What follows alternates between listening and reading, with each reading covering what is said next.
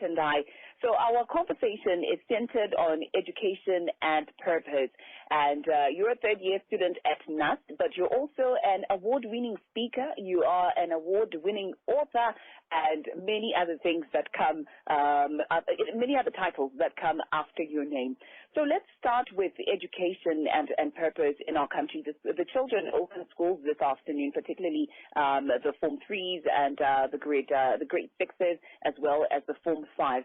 Now, I want to go back to a time when I was still in high school. We used to have career guidance, but that was then. The world has changed. Do you suppose we are, I don't know if we can call it, are we doing enough in our country to educate our children, or the sort of education that we're giving them, does it have a purpose, and is it serving the purpose for the future? Okay, thank you very much for that question. Yeah, so growing up, I wrote that I wrote my O-level in 2014, and to be honest, we never got career guidance. Maybe it's because we now have access to the internet, access to, vast resources that can help us, to get to know about what the world needs and what's on offer. So we were never properly guided, and, our career decisions were solely based on what are my friends going to do after O-level and A-level, and, what can I do with the results that I have. So I think our education system focuses so much on the mind that to an extent that, you end up losing yourself. You just end up saying, because my friends are in university, I guess I just have to do the same. So we're not doing enough, and we're not even trying, if I'm to say, because I remember doing career guidance lessons when I was in primary school, long back before 2010. But after that, we never received that. Probably it was because, when you are in the first class, they know you are doing sciences, so you're either going to become a doctor, a pharmacist, or, something related to that. In the second class, it's commercial, so probably that was the reason. But they never gave us that option to choose and to say, this is what the world requires, and this is what I can do and what I'm passionate about. Yeah, and I like how you bring up this thing of grading students. You're good in math, so obviously you're going to be doing sciences, or you're good at commercials, and you're going to do that right, at this point in your life. And that sort of sets in motion whatever is going to happen next in your life. But you will have una kind of input. And I've always wondered, should we not also consult the children? What would you like to do with your life and in your future? And meet you at your point where, okay, maybe you're failing in math right now, but we're going to bring you up so that, you do the things that you want in your life. Yes, yeah. Thank you very much. So, yeah, there's one interesting discussion that I've always had with my colleagues to say, sometimes you can be good in maths, but you might not be passionate about pursuing a career that is related to numbers. So I think we focus on the wrong things, and most of the time, you can be good at, remembering stuff in the examination, yet you are someone with, so passionate about social work and probably the art side and poetry. But growing up, they look at your I would say your ability to adapt in an examination. When you write an exam, if you pass with flying colors, they will definitely conclude to say this one should be a doctor, this one should be probably an accountant, which is the field that I'm pursuing now. But we are not given that option to say, my son, what are you passionate about? I like the Asian education system, which focuses on the holistic approach to education that looks at a child from a very, tender age. They get to discover and try to establish. So what is he or she passionate about? Because I think, when you establish that, when you start at one's gift, it's easy because you definitely know when someone is doing something that, this is something that they love. I always say in Zimbabwe, I don't blame people who are not performing as expected in terms of like the employees, because why? We have someone who is doing medicine, they end up becoming a doctor simply because they were so good in school. Yet that person was passionate about something else. So I think we need to balance between passion and, what someone is good at, which is, basically the gift, and also their I would say, their mental ability to remember stuff, which is, the exam preparation tactics. Of course. So you are currently studying accounting, yes. But you're also an author, and your focus is on purpose, passion, gifts, and leadership. Someone may look at you, or someone who's listening right now may think, but how are these things connected? Let's start with how you started writing your books. How did you get in there? Okay, thank you very much. So I've always been passionate about writing since primary school, but the real journey started 3 years ago. I was at the verge of dropping out of university, lonely and depressed. And I remember at some point I actually considered suicide, but there's a voice that came, the voice that I heard deep inside me, which was saying, So Tendai, if you kill yourself today, then what? What's next? Death is never a way to get rid of pain. So this was a turning point for my life, and I decided to consolidate my experience from childhood to that same very moment when I found myself trying to commit suicide. So that experience is what brought a book called titled The Success Pyramid, which is actually my first book, a book that is one of the best-selling books globally. So I would say that circumstance can be a blessing because it made me to start the journey that brought me to where I am today. All right, during the conversation on 0719-100-404, we're speaking to award-winning speaker, author, and business person, Mr. Tendai Dara, and this afternoon's focus is on education and its purpose. And you can also let me know who advised you to be in the job in which you're doing right now. Is that your passion, or is something that you're just doing right now so that you can earn your money? Tonight, when one considers writing, at least for quite a number of people, they have mental blocks. They have, they get to a place where sometimes they even doubt themselves. Can I write a book? Am I really that good? But you're talking about your attempted suicide experience being the one that motivated you to start writing. Did you ever have any of these moments, the doubt? Definitely. So what happened, the Success Pyramid is not my first book. I wrote a book that was titled The Stable Concept. So when I wrote that book, personally, I felt like this is not good enough. And then I actually tried to send it to an editor. And the lady said, this is not a book. You are simply combining sentences. You don't have the writing skills. Yes, you're passionate about it, but you don't have the skill and the talent. So I felt like, I wasn't good enough. So at some point, I actually considered not writing until I met people and mentors around me, people who motivated me and said, you shouldn't be listening to one person. The only conviction and confirmation that you need should come from you to say, I'm a writer and I'm going to write until the world knows my story. So expect that, criticism and resistance because this is your vision. Come on, this is your vision. And not everyone will understand it from your own perception because it was given to you and not to everyone else. All right, this is your vision. Tell us more about your books. I understand that one of your books has been adopted as a guide into one of the leadership programs. Yes, definitely. Yeah. So recently I was attending the Youth Empowerment and Transformation Trust Leadership course, popularly known as the Winter School. So one of the book that I was adopted is titled The Success Pyramid, which is basically my life experiences growing up, how I battled with depression, how I battled with some physical and mental abuse because I was raised by a single parent. So this book, actually talks about self-leadership, purpose, passion, and how you can actually get to say, I now know my purpose, that conviction to say I have confirmation that I'm now living my purpose. So the Success Pyramid is, one of my best books. Why? Because it's based on my life experiences, purely my life experiences, and it talks about, the basic foundation of success, what you need to know, the do's and the don'ts, and how you can define success in your own terms. Okay. Now, there are people who probably listen to you or watch you, friends that you had when you were growing up, and they look at you and say, but Tendai is just lucky. You just mentioned your self-leadership.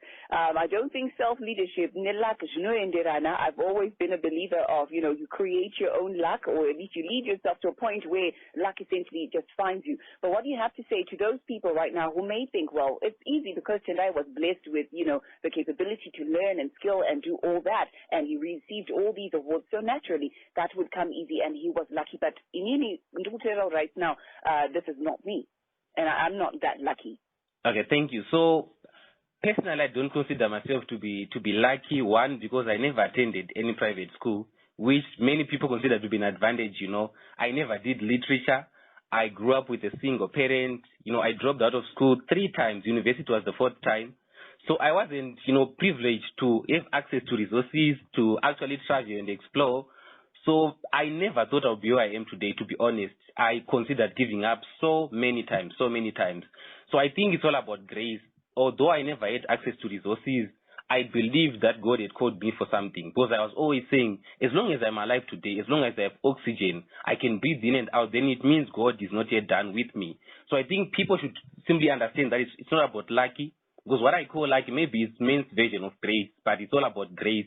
When God confirms and says, Taro, it's time for you to write, it's time for people to know your story, no one can stop you. So it's all about grace and believing in, what God has put deep inside you. Because I personally believe that people rely more on their personal instinct, their knowledge and wisdom, more than they rely on God. People actually, they pretend to say, I put God first, yet they consider God when they've tried all their, their skills, they've tried to use all their knowledge and it has failed. So it's all about grace, grace, grace. Maybe if they say lucky is grace, then I'm lucky. All right. Now, you recently won an award from India for the Tendai Data Mentorship Program. Would you tell us more about that? Yeah, so thank you very much. So maybe I'll start by saying, mentorship is recognized as one of the encouraging ways to actually foster personal and professional development. So the Tendai Data Mentorship Foundation was launched about 8 months ago by a group of young people from different countries, although I spearheaded the initiative. And all these young people believed in the notion which says, formal education is not doing justice to personal and career development. So we were able to execute this initiative with the support of some global partners from different backgrounds. And India being one of the countries that we are operating in, so they decided to honor and recognize our effort because we work with over 450 students from different, walks of life. And most importantly, we focus on vulnerable children because we know they don't have access to learning tools and other resources. So basically, the reward is called the Noble Citizen Award, which is recognized, by the Indian government, which is given to change makers, that are making a difference in the world. And I'm so happy to be part of the 2020 recipients and, interestingly, being the youngest one. All right. And how old would be the oldest recipient? The older recipient is 75. Wow. Wow. So congratulations to you. You're certainly flying the Zimbabwean flag high. Amongst your list of achievements, you're also the founder of African Gust Up, which operates in 15 African countries. That's a staggering number for a young man of 24. Yes.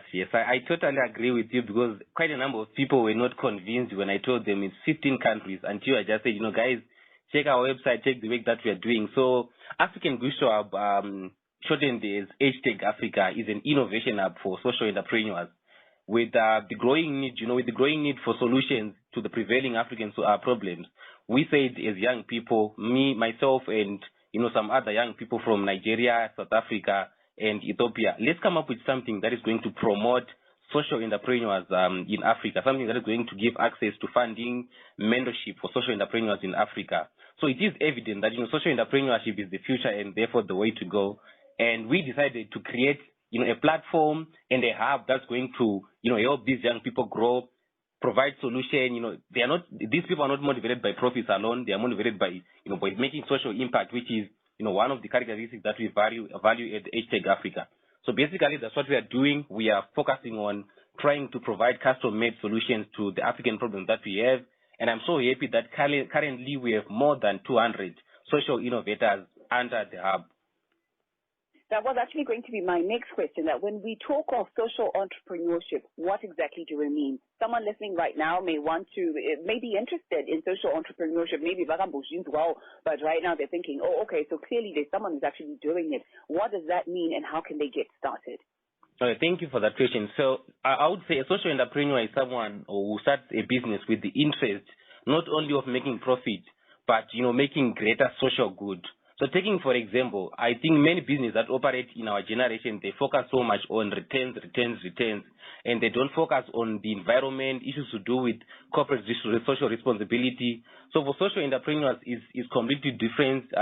They seek to produce, I would say, environmentally friendly products. They seek to serve the underserved communities through corporate social responsibility, and they also focus on, philanthropic activities, probably sponsoring, I would say, probably an orphanage, a football club, and things like that. So it's more inclined towards, making social impact than returns. Right. Join the conversation on 0719-100-404 this afternoon. I'm speaking to an inspiring young man and high achiever, Mr. Tendai Data. and our conversation is focusing on education and purpose. You can be part of it by sending your messages through on 0719 100 404. 417, good afternoon to you. This is Tanda, and Tanda says, this guy is inspiring. I'm interested in writing myself.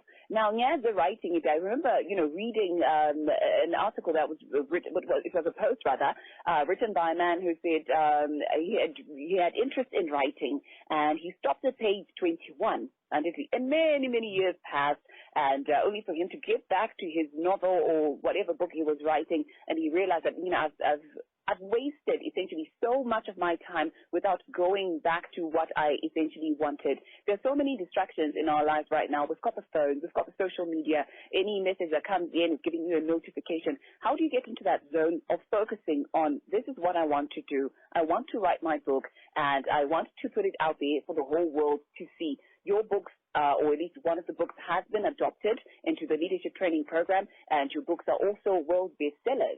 So how does one start, say, how do I get there? Because I think a lot of people crave to understand the path and really knowing how to navigate it. Okay, thank you very much. So I always say that I was privileged to have grown in a family that had nothing. So probably that was the biggest and the greatest motivation that I've ever had. So many people, I understand, it's not easy to focus. Although we preach, focus, you need to focus, but it's not easy. And I take focus as a mental state. It's not about you getting into a room, locking yourself and saying, I want to write. You can be still in one room and then, actually be on social media like 24/7. So focus goes beyond just being able to say, I'm in a room, I'm in solitude, I'm alone and I want to write. It focuses on, I would say, it's centered on you getting to know the end, having the end in mind. So when you know what you want to do, if you can't envision something, then you'll never have it. I've always said when I was writing my first book, I was actually seeing it, becoming a bestseller book. I was actually seeing it, taking me places. I wrote this book based on a concept, the Egyptian pyramid concept, how the pyramids were constructed. But I was saying to myself, I don't know when, but I definitely know that before I die, I'll travel to Egypt. And sometime last year, that was in November, I was privileged to visit the pyramids, which I had actually, referred to in my concept. So it's all about establishing, having the right mindset, because mindset is everything. And also getting to say, this is where I want to go. When you know where you want to go, when you have the end in mind, you don't care about, where you are going to start and how you are going to start. All you need is just seeing the first staircase, and then you will definitely be ready to go. So I would say, develop the right mindset. Feed yourself with the right content, because, when you talk about the mindset, it's all about the content. What goes in is what comes out.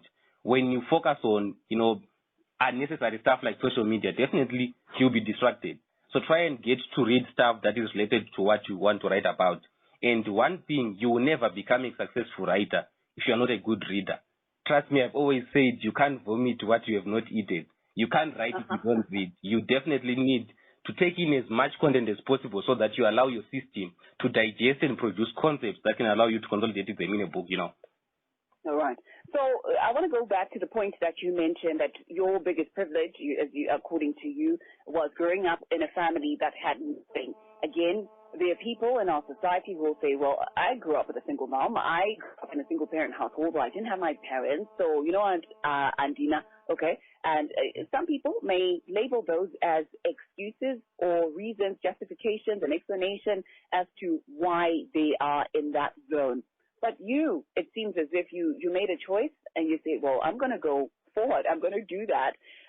What do you have to say to those people who look at their past and say, but this happened to me, so this explains why I'm in this particular state in my life? Okay, thank you. So I would start by saying, it's understandable, isn't it? It's normal to have an excuse. But when you have an excuse, then the question is, then what?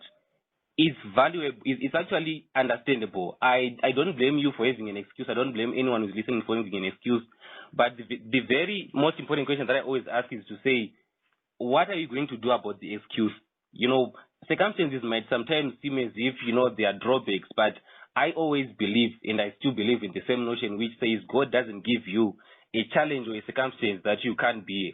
So when you found yourself, not having enough finances, not having enough time to write, God is trying to strengthen you for something. I've always been saying as well, when you pray for something, I remember praying to be, successful, praying to be someone who travels the world. And after all those prayers, I still find myself struggling, not having enough food on the table, not having enough money to go to school. And it's only today where I can say, so God was preparing me for what I'd asked for. So many people focus so much on the negative. You say, I prayed for success in writing, yet God is, allowing me to go through all this.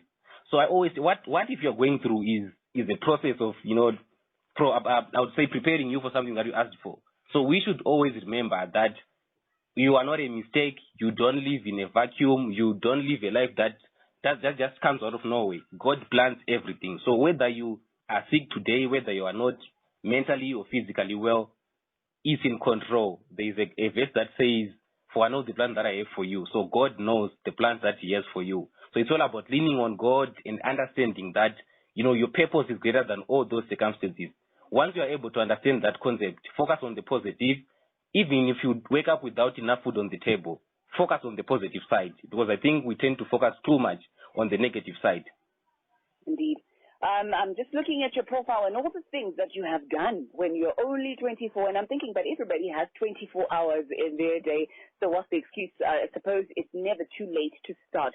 You're also an ambassador of the UN Academic Impact, and that's specifically for SDG number 4, which is the one Sustainable Development Goal number 4, and its focus is on education, and it aims to ensure inclusive and equitable quality education and promote lifelong learning opportunities for all. When we started the conversation, you said you're in love with the Asian education system or its model, which has a holistic approach. Do you want to break it down to us, break it down for us, and then you link it with your work as a UN ambassador for this one? Okay, thank you. Yeah. Thank you very much. Yeah. So growing up, like what I mentioned earlier, I struggled. I dropped out of school, and that was basically the motivation that got me to become an ambassador for the United Nations Academic Impact, specifically for SDG 4. Why? Because not having enough finances was actually the reason why I couldn't access quality education. So, like what I mentioned earlier about the Asian education system, the Asian education system actually allows the student to do what I call experimental learning.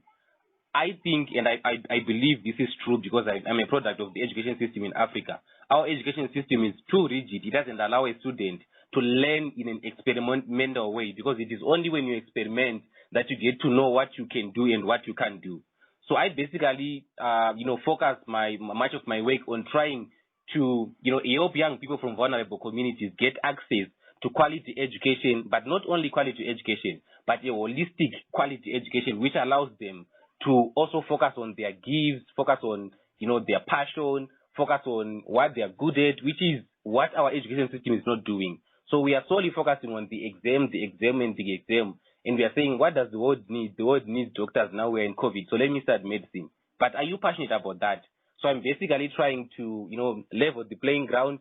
There is a famous quote that was quoted from one of my speeches at the World Youth Forum, where I said, education is a birthright, yet it's one of the most expensive rights to access. Actually, one of the most paid rights to access. So I personally believe that we need to start, leveling the playing ground now, and to bring this home. If you take two teachers who are coming from a teacher's college, and then give them an opportunity to teach either in the rural area or in the urban area, most of them would prefer going to the urban areas. Why? Because they believe there is nothing that is being done in the rural area. I was shocked when I traveled to Binga sometime last year, and then I figured out that there are so many schools that are not offering A-level mathematics simply because they don't have teachers. Yet we have so many teachers that are unemployed, and the ministry is doing nothing about it. So that's my focus at the moment, trying to get young people from vulnerable backgrounds access the same quality education that is being offered at the private schools and those top schools in Zimbabwe and even outside Zimbabwe. Mm-hmm. Now, tonight, as we conclude our conversation, how can those who want to get in touch with you do so, and where can they find this information on social entrepreneurship and essentially just learning on how to develop their talents? Okay, thank you. So one of because I usually get a lot of messages, but the easier way to get in touch with me is by just inboxing my Facebook page,